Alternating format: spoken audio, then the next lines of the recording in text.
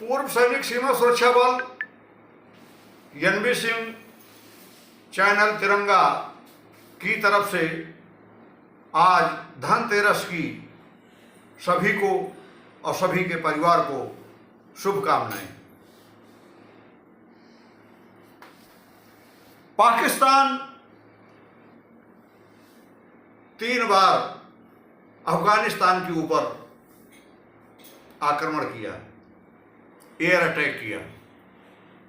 अफगानिस्तान उस समय से, जब से अमेरिका वहां से निकल करके गया, बगराम एयरबेस छोड़ करके गया, तभी से वहां की सरकार, वहां के नागरिक हमेशा शांति की कामना करते हैं। उनके विचार में आया कि बहुत दिन हुआ हम ये जो उग्रवाद रूपी कलंक झेल रहे हैं, अब इसको समाप्त करके विकास के रास्ता को ग्रहण करेंगे। विकास के रास्ते के लिए तमाम देशों से मुलाकात करना शुरू की, अनुरोध करना शुरू किया कि आप हमारे काम आओ और मैं आपके काम आऊँ। भारत एक ऐसा देश है जो सब किसी की, 193 देश की मदद के लिए हमेशा तैयार रहता है। यहाँ तक कि चिरपरिचित दुश्मन पाकिस्तान, वहाँ से भी आयात और निर्यात अभी तक चलता रहा। पाकिस्तान के अनुरोध पर, अफगानिस्तान के अनुरोध पर अफगानिस्तान से भी आयात निर्यात प्रारंभ किया।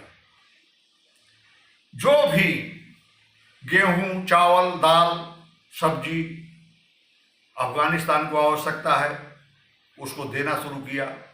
उसके यहाँ से जो चीज़ हमारे आवश्यकता की वस्तु है उसे लेना शुरू किया। और जो इसकी संस्कृत है, कंधे से कंधा मिलाना, जब कोई प्यार देता है तो उसको भरपूर प्यार देता है हमारा भारत, और जब कोई वार देता है तो उसके साथ पूर्णतया वार करके ढंग से निपटता है। 3 बार अफगानिस्तान पर आक्रमण, और अफगानिस्तान अपने वर्चस्व के लिए, अपनी संप्रभुता के लिए आखिर करे क्या। डोरन लाइन जिसे अंग्रेजों के द्वारा खींची हुई है, अफगानिस्तान का गांव, आधा गांव अफगान में, आधा गांव पाकिस्तान में, आखिर अफगानिस्तान कैसे सहन करे। जैसे कि 2-4 साल पहले आपने सुना होगा, बांग्लादेश और भारत में भी ऐसी परिस्थिति थी। जब बांग्लादेश और भारत एक देश हुआ करता था तो ऐसे समय पर राजा जुआ खेलते समय उधर बसे हुए राजा अपने गांव को दांव पर लगा देते थे, और हमारे यहाँ के राजा गांव को दांव पर लगा देते थे।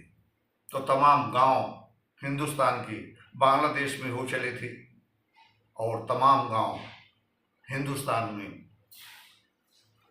बसे हुए बांग्लादेश के, और बांग्लादेश में बसे हुए गांव हिंदुस्तान के हो गए थे, जो एक कठिन परिस्थिति बन गई थी। लेकिन हमारे प्राइम मिनिस्टर आदरणीय मोदी जी ने इसको आसानी से इसका समझौता किया। जो गांव बांग्लादेश के अंदर है वो बांग्लादेश का है, और जो हिंदुस्तान के अंदर है वो हिंदुस्तान का अंदर का है। किसको हानि हुआ, किसको लाभ हुआ, ये बात थोड़ा दूर करके सोचें तो उन्हें भी लाभ हुआ और हमें भी लाभ हुआ।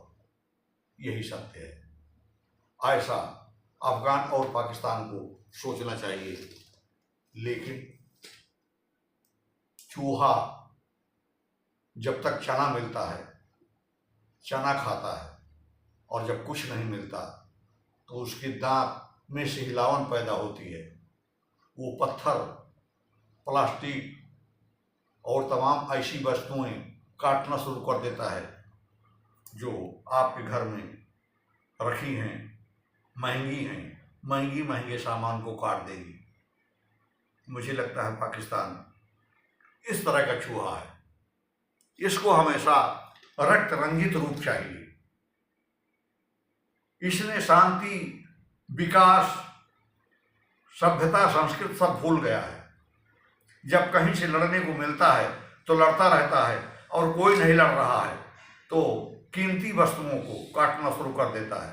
ये नहीं देखता कि इस कीमती वस्तु से हमारा या हमारे देश का या हमारे चहेते का कितना नुकसान होगा। वही अफगान के साथ किया। अब अफगानिस्तान क्या करे? 16 तारीख को सीज फायर का 48 घंटे के लिए ऐलान हुआ। 48 घंटे से पहले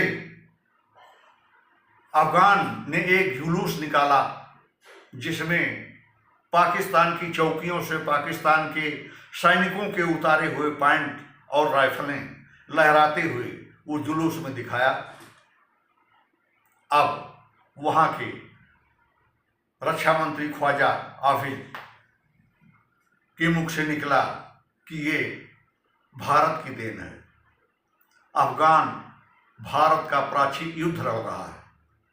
भारत जो चाह रहा है, दिल्ली जो चाह रही है, वही अफगान कर रहा है, जो कि संपूर्णतया झूठ है। भारत कभी ऐसा नहीं कर सकता। और सीज फायर 48 घंटा उसके बीच में ही पुनः ऐसे जगह पर एयर अटैक किया जहां पर क्रिकेट टीम क्रिकेट खेल रही थी। क्रिकेट शब्द को इस तरह से मैं आपको समझाना चाहूँगा कि हम भारतीयों, हम भारतवासियों, हमारी भारत सरकार ने अफगानिस्तान को क्रिकेट खेलना सिखाया, खेल में आगे बढ़ाया, उनको ट्रेनिंग दी।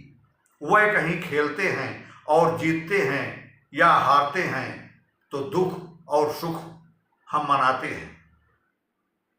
मुल्ला मुनीर के समझ में आया कि हम क्यों ना भारत के ऊपर चोट पहुंचाएं, तो भारत के ऊपर चोट पहुंचाने के लिए खेलते हुए क्रिकेटरों के ऊपर एयर अटैक कर दिया, जिसमें 17 आदमी मारे गए और 18 आदमी घायल हुए, जिसमें 2-3 क्रिकेटर भी मौके पर ही अपनी दम तोड़ दी।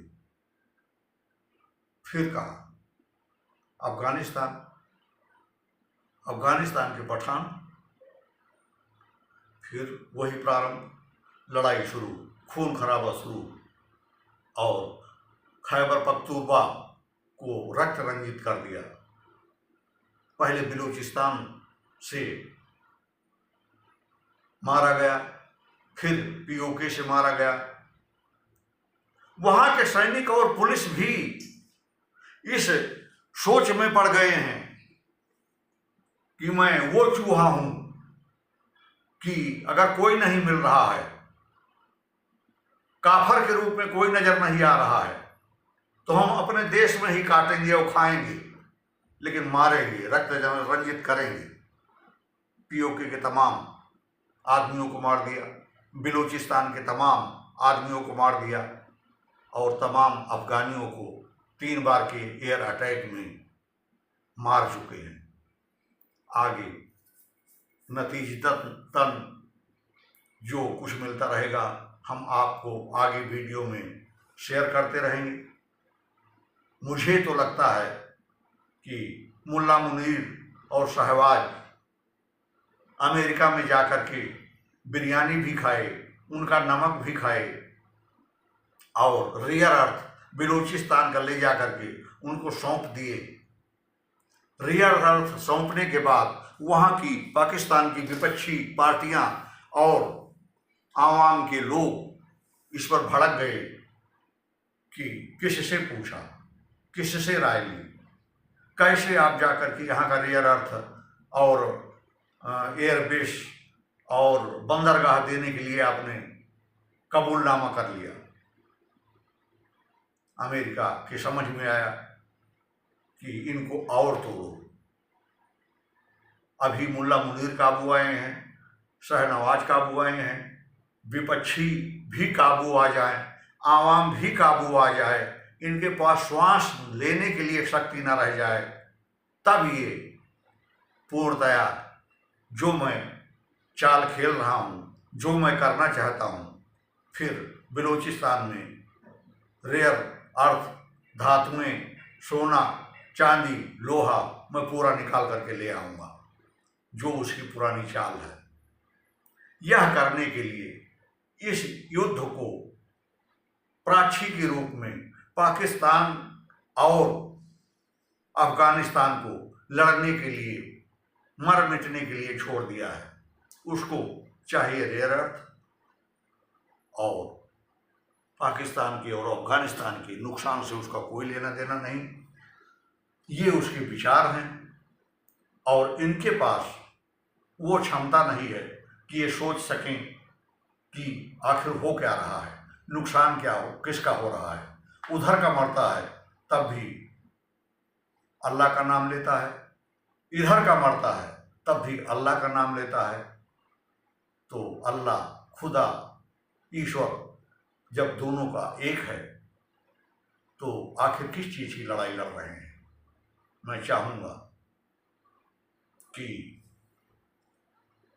अमेरिका को समझे, अमेरिका की इच्छाओं को समझे, अमेरिका इस विश्व में किसको नहीं डसा है, यह चीज़ समझने की कोशिश करें। हमारे सन्यासी स्वरूप जो हिमालय में समय बिता करके और आरएसएस संघ में झाड़ू लगा करके और इस पद तक पहुँचे हैं, उनको भी प्यार में लिया, झांसा में लिया, मगर छोड़ा नहीं। काबिलियत है भारत की, भारत सरकार की, जो अपने पैरों पर खड़ा है और उसके काबू नहीं आ रहा है। ऐसा होने के लिए आप सभी भी ऐसा प्रयास करें। खून खराबा कोई अच्छी चीज़ नहीं है। हाँ, एक फोर्स का मेंबर हूँ, जीवन भर ड्यूटी किया हूँ, लगभग पूरी सर्विस का 20 साल मैं आपके द्वारा दिए हुए दंड को भोगा हूँ। जब उस तरफ निगाह जाती है तो आपने हमें कितना मारा है, मैं आपके लिए अच्छा कैसे सोच लूँ।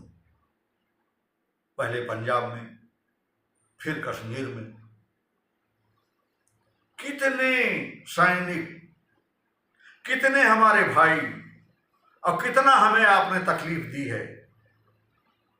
एक बार की याद आती है कि मैं वारीपुरा में 3:30 बजे रात को कार्डन करने के लिए जा ही रहा था, चारों तरफ से फायर आ गया, और जब लेट कर पोजीशन की कार्रवाई की एक नाला के बीच में, तो 2 ईंटों के बीच में हमें लगता है 2-4 महीने से कोई आदमी लाइटिंग करके वो उसी पत्थर पर बैठ करके जाता था, और वो उसी पर मैं गिर गया और कई घंटों तक हमें उस पर रहना पड़ा। ये तो रही तकलीफ। आपने कितना तकलीफ दी है, इस भारत को कितनी दर्द दी है, किसके किसके कहने पर आप प्राची का रूप लिए हैं। फिर भी मैं चाहता हूं कि अमन कायम हो और विश्व सुख की जिंदगी जिए। जो पैदा हुआ है अपना जीवन जिए, नमक रोटी खाए, मगर रक्त रंजित रूप ना दिखाई पड़े। कहते हुए मैं